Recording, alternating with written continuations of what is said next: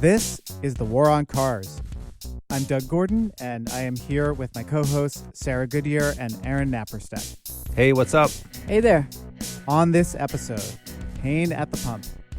As we record this, the average price of gas in the United States is $4.32 a gallon, according to AAA. And that means, of course, that cable news is freaking out, and some urbanists, so-called, are feeling pretty smug about riding the bus or riding a bike. Well, I mean, Coca-Cola is $8.20 a gallon right now. At least the syrup, according to this chart. So gas is a bargain. But people who are trapped by car dependence, which is basically pretty much everyone who lives in the United States of America, are feeling the pain in their wallets. And all of this has become a fun political football. Red Bull energy drink, $30 a gallon. Jamba Juice, $21.82. Oh, so what you're saying is we should advise people to fill up their Range Rovers with Jamba Juice. Definitely. That's what the urban elites would advise. This is the future liberals want. Robitussin, $110 a gallon. Okay. But this is not the first time that the United States has been rocked by high gas prices. Why do we never seem to learn that basing a transportation system on the whims of petrostates or narcissistic autocrats and the global demand for oil, why do we never seem to remember that that is just not a good idea? With us to discuss it all is Henry Grabar, who is a staff writer at Slate. Henry Grabar, welcome to The War on Cars. Thanks for having me. Henry, before we get started, your work covers transportation, it covers urban issues, all kinds of great stuff. You've been writing at Slate for a long time, but you're also working on a book about a subject near and dear to The War on Cars, parking. Wonder if you could tell us about that real fast. Yes, I think your listenership may be the rare segment of American media that doesn't hear book about parking and just immediately think, well, that sounds like the most boring thing in the world. That's most people's reaction.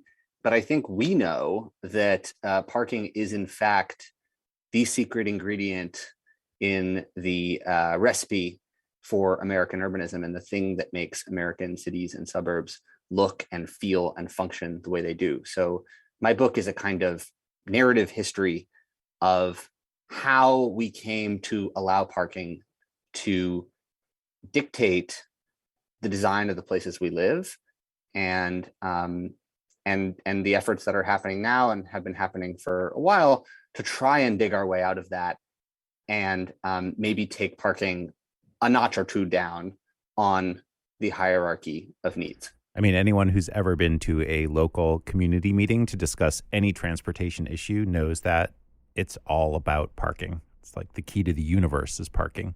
Yeah. One of the challenges of this book has been limiting the scope of things to discuss about parking, because as you say, parking is not just local politics, but the architecture of buildings, the design of cities, the way we get around. It has a huge impact on the environment. So all of that is going into the book, and there are plenty of local community meetings. So if you like that kind of thing, you will like the book. When does the book come out? Early 2023. Okay. If there is a world to be in 2023, we will have you back to discuss parking. Parking will still be here in 2023.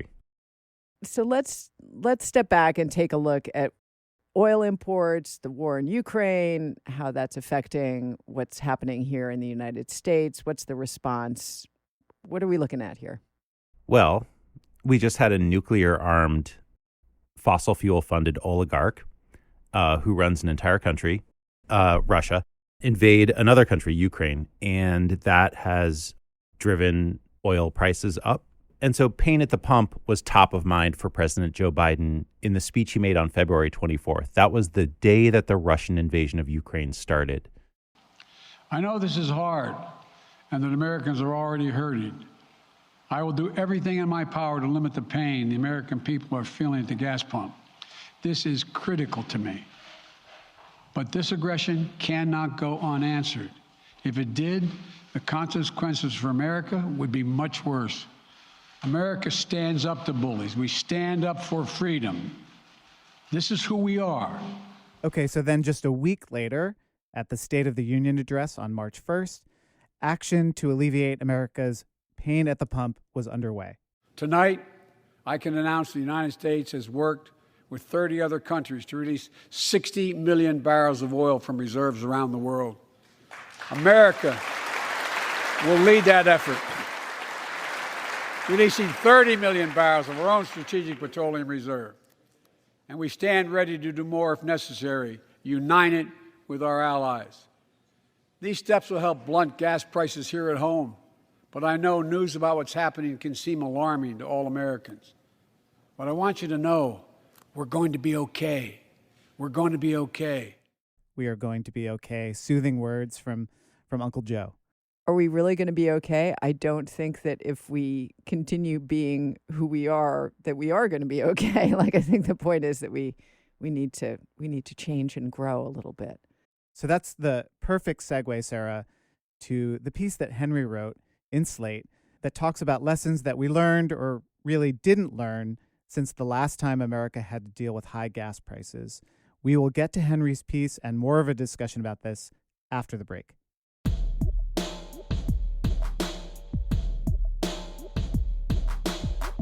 Here's a good solution to pain at the pump. You can ride an e-bike. Rising gas prices have highlighted how much we all have to gain from the transition to more efficient, affordable methods of transportation. There's never been a better time to ride a Rad Power bike. The average car trip is less than 4 miles. You don't need a 4,500-pound gas guzzler for that. And with Rad's front and rear storage options, you'll never worry about missing your trunk. Visit radpowerbikes.com to find the right e-bike for you or for someone in your life who wants to spend less time in a car. There are plenty of bikes in stock, and shipping is free. Again, that's radpowerbikes.com. Helping you simplify your commute, save money, and win the war on cars.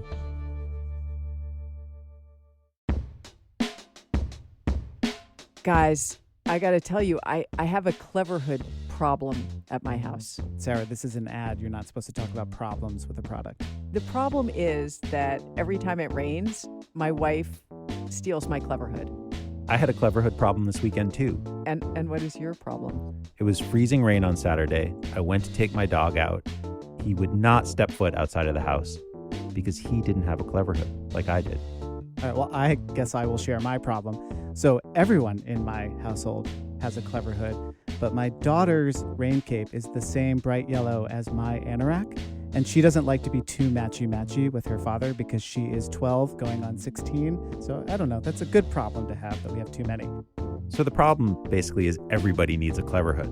And if you want to get a Cleverhood, you can just go to cleverhood.com/waroncars, and you can save 20% off anything in the Cleverhood store with code HAPPYCOMMUTE. Cleverhood. If everyone has their own, there's no problem. Okay, so Henry, you had a piece in Slate recently. It's titled, Are Gas Prices Too High or Is Your Car Too Big? And the subhead is, When it comes to oil shocks, we have the memory of goldfish. One of the details that you write about, it comes from a Harvard Business Review story called Celebrating $4 Gas, in which the economist Matthew Kahn writes that basically because of high gas prices, people will live in center cities, live an urban life, occupy high-density apartment buildings close to transit. But the twist here is that that was written in 2011. Yeah, what a time it was. I remember it well because I started working at the Atlantic Cities, now called City Lab, in 2012. And that site had been founded in 2011. And I very much felt that we were part of that wave of optimism about cities and about reurbanization and about people deciding finally that this was the way that they wanted to live, not in McMansions 40 miles from the city center driving 3 SUVs, but in potentially smaller apartments with more neighbors, walkable access to amenities, all that stuff. It felt like it was very much in the air at that time. There were a series of books to this effect. I think somebody wrote one about the end of the suburbs. There was the book, The Great Inversion. This kind of thinking was everywhere. And part of it, I think, was that in 2008 and again in 2011, we had really, really high gas prices. And this prompted a wave of thinking about what the trickle-down effects of that might be in terms of the way people lived and drove and all that stuff. Yeah, I was there too at Atlantic Cities in that era, and I remember that hopeful time. And what's kind of sad to me looking back at it now is our very naive attitude or expectation that people were going to act rationally and that they would realize that you can't just change things on the supply side. You have to change things on the demand side. That there was just sort of an expectation that people are rational actors in an economy, which I've come to reconsider strongly since. See, I might disagree with you there because, I mean, we can talk about this in a minute, but I think several things happened subsequently that served to undermine the rationalness of choosing city life, choosing to drive less, and all those things. And that was part of that post-2011 transformation. There was this moment, 2011, 2012, when Obama in 2011 passed these ambitious new corporate average fuel economy standards, which the CAFE standards.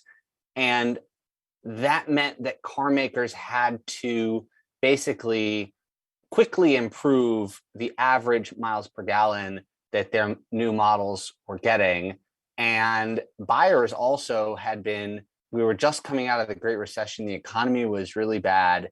Public transit use was up. People were buying smaller cars, driving less, using transit more. And all those things were true for a moment, but then things changed pretty quickly because the CAFE rules turned out to have a huge loophole in them. Gas prices fell. And perhaps most importantly, the cost of living in places where you don't need a car started to go up really fast. So, Henry, you mentioned a loophole. That seems pretty important. What was the loophole? Well, basically, they realized that different automakers make different types of vehicles.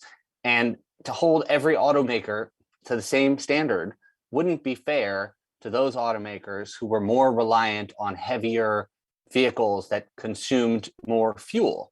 Now, you can imagine if they had held everybody to the same standard, this would have really incentivized automakers to start making smaller and more fuel-efficient cars. But the automakers succeeded in carving out basically a two-tier loophole whereby heavier and larger cars like pickup trucks were held to different standards than sedans.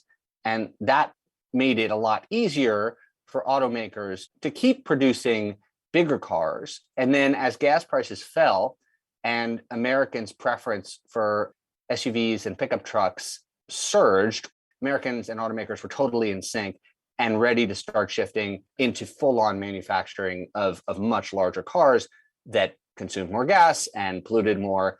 And the CAFE standards did improve emissions for pickup trucks and SUVs, but a lot of that good work was undone by the subsequent shift wherein car buyers started buying pickup trucks and SUVs. And in fact, the big three automakers stopped even manufacturing cars in the United States just a few years later. So that goes to show how quickly we moved from everybody's going to drive a small car and live in the city if they drive at all to business as usual, and perhaps even more so. I don't think the share of new car purchases has ever been so tilted towards SUVs and pickups as it is today. So this seems to me like an example of the Gavins Paradox, which is named after a 19th century English economist who observed that increased fuel efficiency leads to greater fuel consumption. And sometimes that's been used as an argument against fuel efficiency standards and attempts at conservation because, it holds that if you increase fuel efficiency, people will just start using that more fuel for more things to increase their productivity. That's super interesting. I've never heard of that. And in most contexts, I think that would be considered an example of basically a win for society in the sense that, if you invent a more fuel efficient, energy efficient dishwasher or washing machine or something like that, that allows you to wash more clothes or wash more dishes or do things faster and all that, and those gains should be good for society. In the case of automobiles, if that's held true, it's held true in a way that I guess reveals consumer preferences, but doesn't appear to contain any other positive gains for the rest of us. If anything, I think the shift towards bigger cars, I know you guys have discussed this extensively, has had a number of negative consequences. So that seems like maybe an add-on to the Gavins paradox, that there is a case in which people use fuel efficiency gains to unlock needless energy expenditures. And it's a bit of an aside, and you essentially referenced this, but starting in around 2010, 2011 is when our pedestrian safety crisis starts to really become more apparent. And yes, you could chalk it up to everyone having a smartphone, but everyone in Europe had smartphones, and they did not see quite the change in traffic fatalities that we saw here. And almost all of it is attributed to Americans driving these larger, less fuel efficient vehicles. Right. There are so many consequences associated with our failure to capitalize on that moment of high gas prices to induce changes on the demand side. I mean, the way I see it, in that period, we thought about making some demand side changes, such as urban living, smaller cars, electric cars, all this stuff. But then instead, what we actually did was we made supply side changes, and we started fracking at a level we had never done before. The US became the world's top oil producer. We managed to lower the price of gasoline by drilling for a ton of oil, and consumption patterns, again, reverted to what they had been historically. And there are a number of externalities associated with that change. One of them, I think, is the pedestrian safety crisis. But the biggest one probably, and the one that has the most relevance to our discussion today, is that I've seen an estimate that 40% of the fuel efficiency gains unlocked by the CAFE standards in 2011 have been undone by the preference shift towards larger vehicles. So that's the paradox that Sarah was talking about in action. And 40% is a lot. This seems like as good a place as any to maybe stop and do a sort of disclaimer, which is that in a lot of the discussions about high gas prices, you can see, especially on social media, you see a lot of smugness and sort of gloating from the urbanist set of, these stupid Americans, they bought these giant cars and now they're whining about gas prices, and screw these people who bought a Cadillac Escalade for $80,000 and are now whining about $5 a gallon gas. I think that's fine. There are some people who really made poor choices, but we definitely have to have sympathy for the essentially 99.99% of Americans who are trapped in places where there isn't an option, where even if they are driving a reasonably sized car, a sedan, a Honda Civic, and gas goes up by $1 or $2 a gallon, that is eating a significant chunk of their wages. So I don't want anyone to write thewaroncars@gmail.com and say, oh, you silly urbanists, you elitists living in Brooklyn, you have no sense of what it's like for regular, hardworking Americans. We do. I am sympathetic to those people. Part of the goal of the War on Cars is to move us to a place where people are not trapped through no choice of their own by gas prices or the price of a very expensive truck when they could be using something a lot smaller. Right. But, the tricky thing about this to me is that to move us to this better place, to this systemic change where we are less dependent on cars, we need to be able to fund transit and more density, more urban density, so people live closer to things and don't need to drive. We need to be able to fund, citywide bike networks. And probably the best way to do that would be with a gas tax, so that when gasoline is cheap, we, put a tax on it and then use that money to fund infrastructure that helps get us off of gas. But every time we have the chance to do that, we don't. And Henry, you write about that a little bit, right? Yeah, I think, right. The gas tax has been the same since the federal gas tax has not changed since the early 1990s, which means that in real terms, the federal gas tax has fallen by something like 40 to 50%. It's supposed to fund the infrastructure that drivers use, but because we haven't raised it in almost 3 decades, we now find ourselves committing hundreds of billions of dollars from the general fund into the highway trust fund to make up for the fact that the gas tax is so low. In terms of the gas tax's equity impact. Rich people buy way more gas than poor people. The most recent estimate I saw from one of the BLS surveys was that the highest quintile in terms of income buys 3 times as much gas as the lowest quintile. And obviously, the poorest Americans don't own cars at all, and so don't buy any gas. But of course, for many Americans who are stuck driving to work, it is an equity issue when gas becomes super expensive.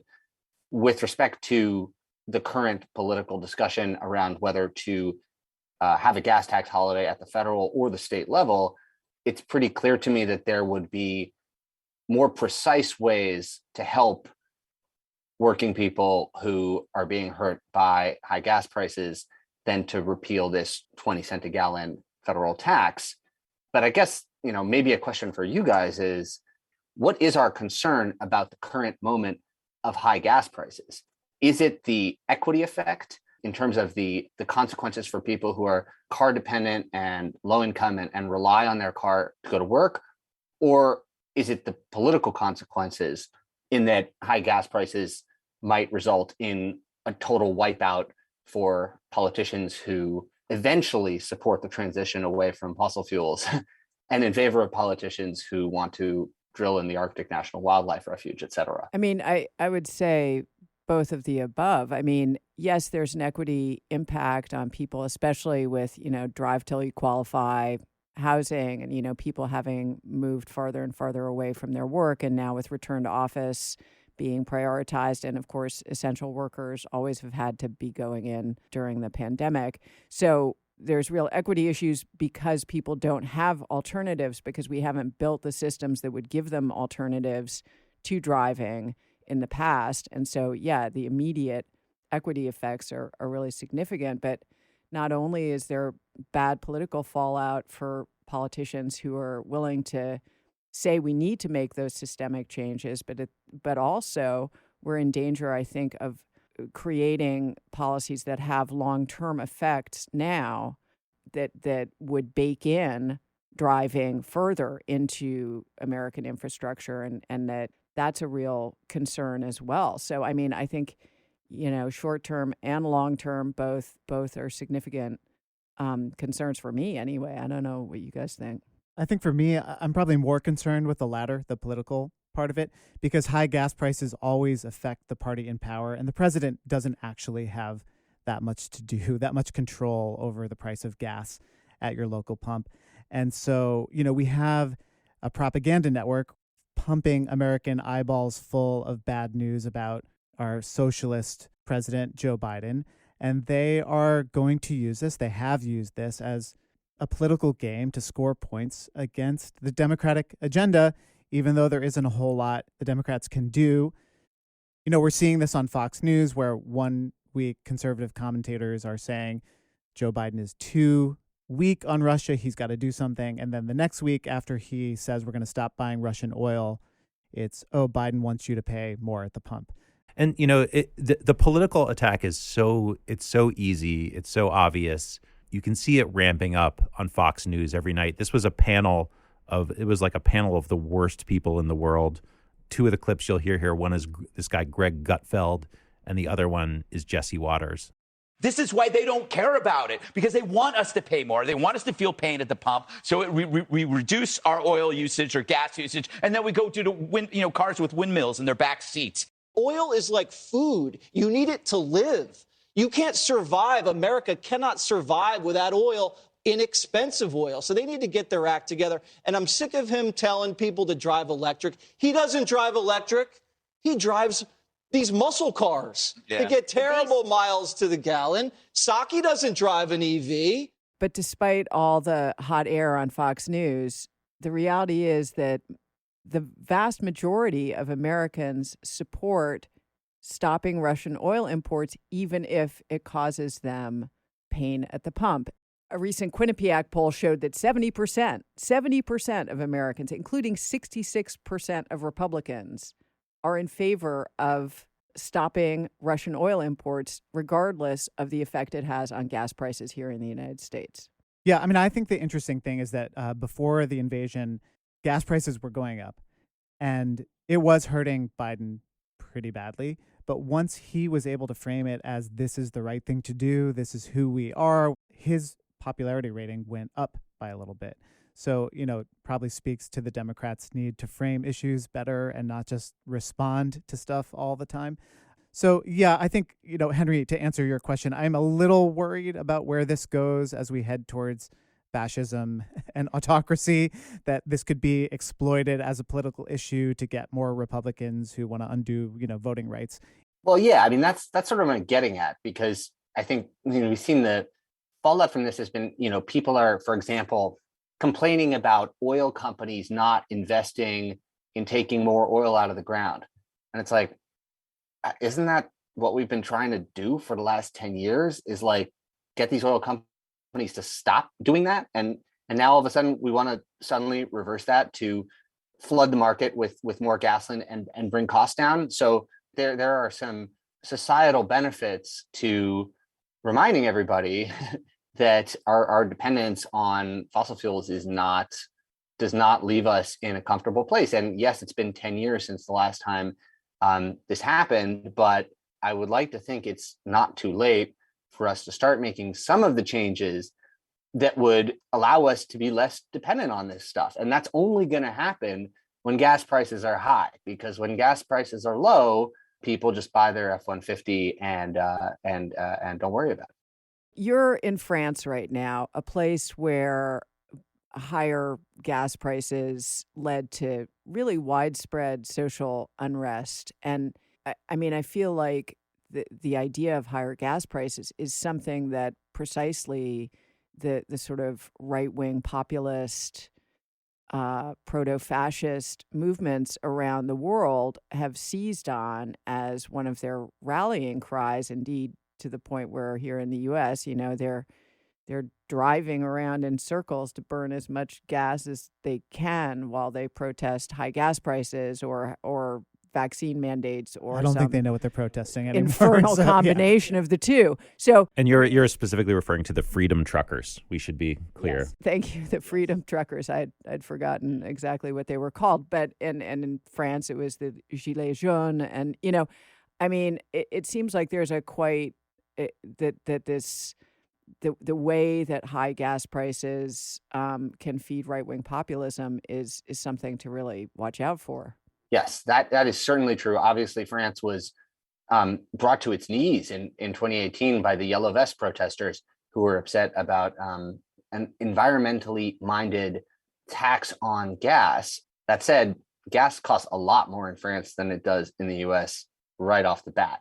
So that is part of the context. I think the other thing that's happening in the United States, and maybe this speaks to Doug's earlier point, is that gas prices were initially going up because of a pandemic-induced supply shock.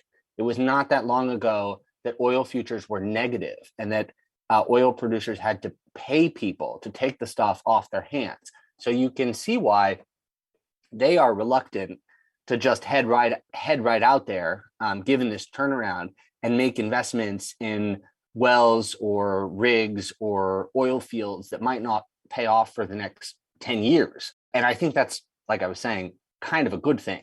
But I think maybe the crisis in Ukraine gives Biden some political cover to explain away what is otherwise kind of just a part of a general inflationary trend. And the other thing I would say about the current gas prices is that they're actually not as high, adjusted for inflation, as they were in 2008. So to the extent this is a real crisis in Americans' ability to get by versus a kind of media-driven panic at the pump, sticker shock, like, these big signs on the side of the road, it makes an attractive 5-minute local news segment. But, we've been through these before, and we've seen the way when gas prices really get so high that people are having trouble handling it. We've made some pretty serious adaptations in the past in these moments, and I don't see a lot of appetite to do that from anybody. So I wonder to what degree this is really going to lead to political fallout for him if things persist like this. We should also be clear that, Europe's issues right now are different than the United States. So in the U.S., Russian oil only makes up about 8% of our imports. So, and that's a lot. That's 670 something thousand barrels of oil per day. But the world consumes 97 million barrels of oil a day. So that 8%, that 670,000 barrels, it's not that much, but it's enough to affect global oil prices and our own gas prices. But for Europe, this Russia situation is much more acute, right? I mean, Russia supplies over 40% of the European Union's natural gas, and that's gas used not so much for cars and trucks, but for heating homes and buildings. So Europe is quite literally hostage to Russian oil and gas, to Russian fossil fuels. And since the invasion of Ukraine, the European Union has paid over 12 billion euros to Russia for the purchase of fossil fuels. So the thing that concerns me constantly, but especially when these kind of destabilizing situations come up, is that we're hostage to fossil fuels. We're hostage to gas prices. And in the U.S., our domestic politics and our foreign policy, we're just hostage to fossil fuels. I think, one thing that is happening in Europe is, particularly in Germany, which has been the most reliant country in terms of the total amount of fuel they import from Russia. And obviously, Germany is where the Nord Stream 2 pipeline was going to. And that was something that actually Donald Trump... It's over half of Germany's gas comes from Russia. Right. And I think the issue that you're pointing out, being this dependent on Russia for fuel, essentially holds these countries' foreign policy hostage, has been remarked on before. Donald Trump pointed it out just a couple years ago in talking about the Nord Stream pipeline.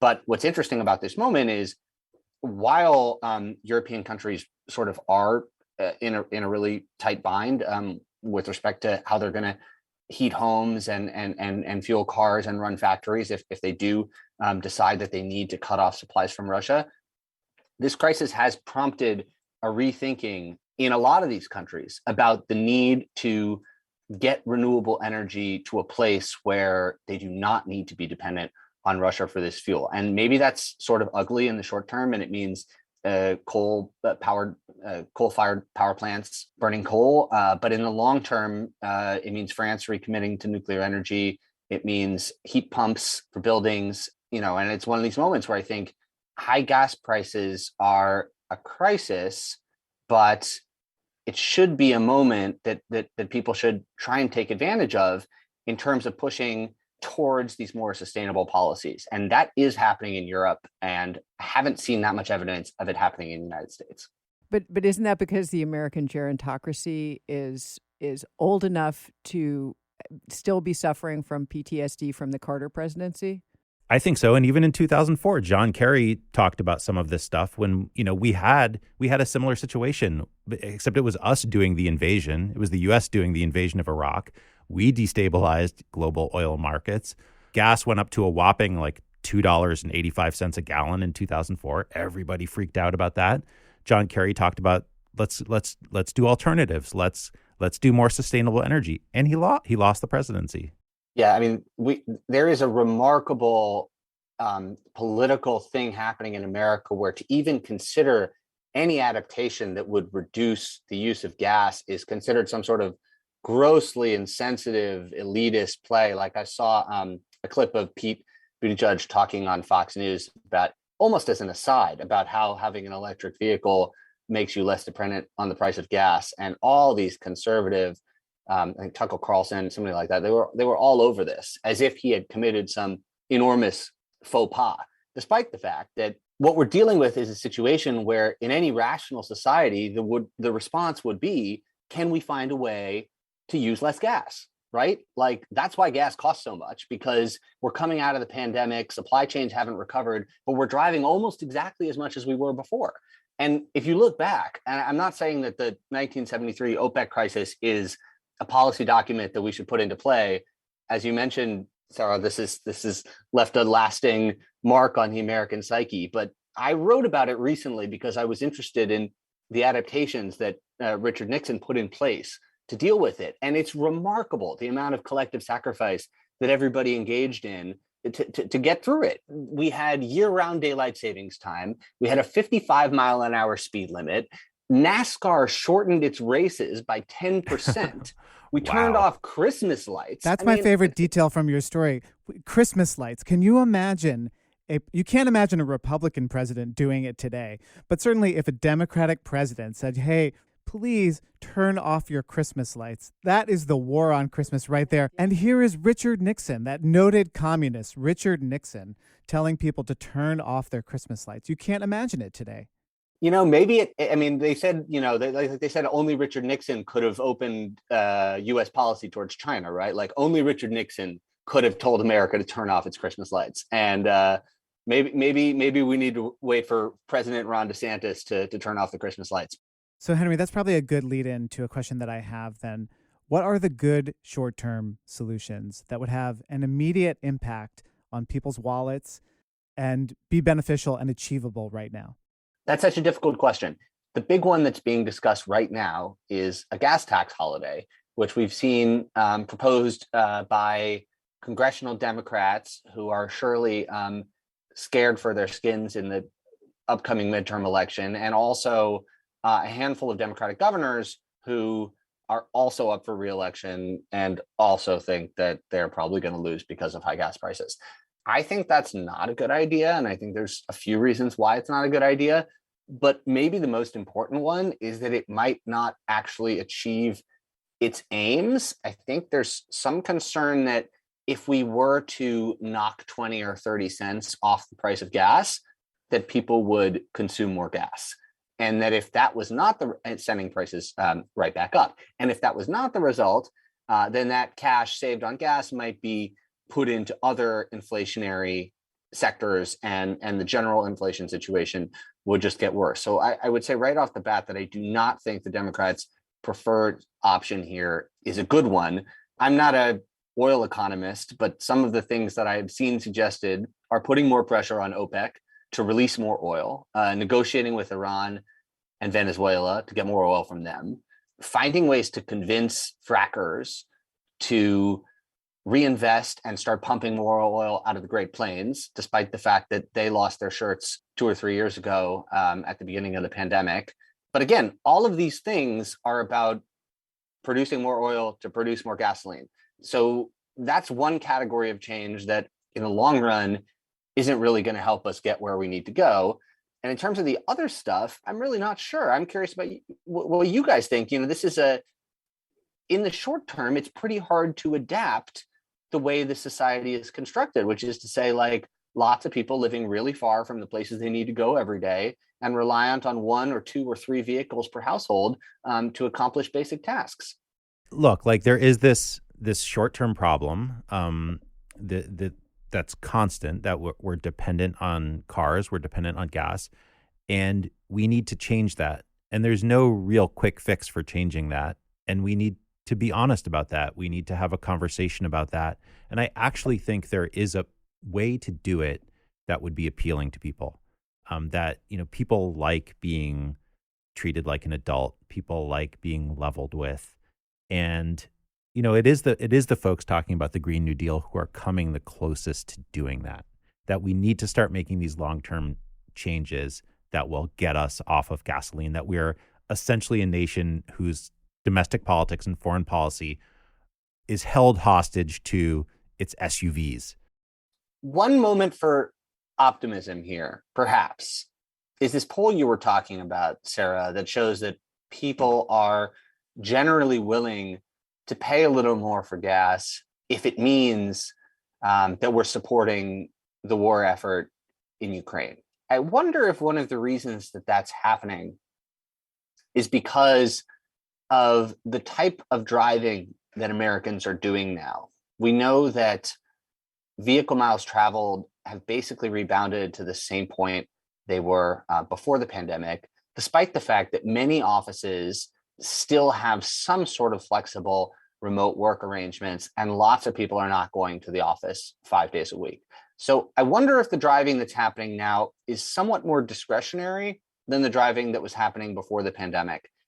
And in that sense, if there is a little room for people to change the way they're getting around in light of this, and that if we will see people's willingness to change their habits, there are obviously several precedents in American history where gas has been really expensive and we've asked people to make sacrifices or conserve or drive slower or, cancel a 24-hour NASCAR race. Like, all that stuff has happened, and the muscle memory isn't quite there for Democrats, clearly, in terms of trying to encourage people to make demand side changes in the name of patriotism and environmentalism and conservation and all that.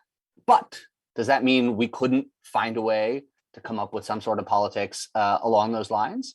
It doesn't seem impossible. I think we have to at least try to be optimistic. And one of the ways that I can get myself into a more optimistic place is to think that, national politics in the U.S. is very broken right now. And we're stuck with these guys like Joe Manchin, the senator from West Virginia, who, doesn't want to let us get off of fossil fuels because he's a coal baron himself. But we can do a lot in New York City. We can do a lot in New York State. We have our own governments that we could be focused on. And I think, and not just in New York, but in Illinois and California and a number of other cities and states. And I think that's probably where the focus needs to go, because national politics is really difficult and dysfunctional and broken. And frankly, so is our state politics. But it's smaller and we have more say in it. We have more control over it. Yes, we have more control at the local level, but the NIMBYism that is fighting back against the kind of development that we need. I mean, I think that's the case that housing advocates try to make, that bike advocates and safe streets advocates try to make, that like everything is an oil pipeline. Suburban sprawl is an oil pipeline. A parking lot is an oil pipeline. And we need to be making that case a lot harder, because the NIMBYs who are fighting against changing anything and allowing it so that people who aren't making millions of dollars can afford to live the sort of lifestyle that the urbanists take for granted, we need to really fight back against that. It's funny you say that, because those are all arguments that I feel like have been coming up in urbanist thinking for decades, but haven't come up recently because energy prices have been so low for the last 6 or 7 years. So it does feel to me like taking some things out of the toolkit that we haven't used in a while, like saying, blocking this apartment building is supporting American dependence on fossil fuels. That seems obviously true and something that we sort of stopped underlining. In that Joe Biden speech we clipped at the top, Joe Biden tells us it's going to be okay. But it's not going to be okay. It's not going to be okay until we recognize that this kind of rising anti-democratic authoritarianism is being empowered by the gas that we put in our trucks here in the U.S. and the gas that they use to heat their homes in Europe. And we are funding the demise of our own cities, of our own democracies, and our own biosphere. And that's not okay. Even if Uncle Joe tells us it's okay, it's not. We have to stop pretending like increasing oil production is going to make it okay. And it's super expensive. I mean, that's the long-term equity argument in favor of high gas prices, is that low gas prices encourage people to buy cars and trap them in these auto-dependent urban environments, which are pretty expensive to live in transportation terms, even when gas isn't expensive, right? Like, I think AAA says the average cost of a new car every year is $10,000. That's a huge section of your paycheck just spent on basically what is a requirement for having a job or going to school or taking your kids to school. And I think part of the argument that you guys make, which is right, is that there's a certain freedom in not being beholden to that. And that is particularly evident when gas goes up as high as it is right now. And I think this is a great moment to help people see that. That's it for this episode of The War on Cars. Henry Grabar, thank you for joining us on the podcast. We really appreciate it. Thanks for having me. Remember, if you want to support The War on Cars, go to thewaroncars.org, click Support Us, and join today, starting at just $3 a month. You'll get access to exclusive bonus content and some other fun stuff. As always, we'd like to thank our top Patreon sponsors, Charlie G. of Human Powered Law in Portland, Oregon, the Law Office of Vaccaro and White in New York City, Virginia Baker, James Doyle, and Martin Mignot. We also want to thank our sponsors, Rad Power Bikes and Cleverhood. If you want a 20% discount on the best rain gear for walking and cycling, go to cleverhood.com/waroncars, enter code HAPPYCOMMUTE at checkout, and you get 20% off. This episode was recorded by Josh Wilcox at the Brooklyn Podcasting Studio. It was edited by Doug Gordon. Our music is by Nathaniel Goodyear. Our logo is by Danny Finkel of Crucial D Designs. I'm Aaron Naparstak. I'm Sarah Goodyear. I'm Doug Gordon, and this is The War on Cars.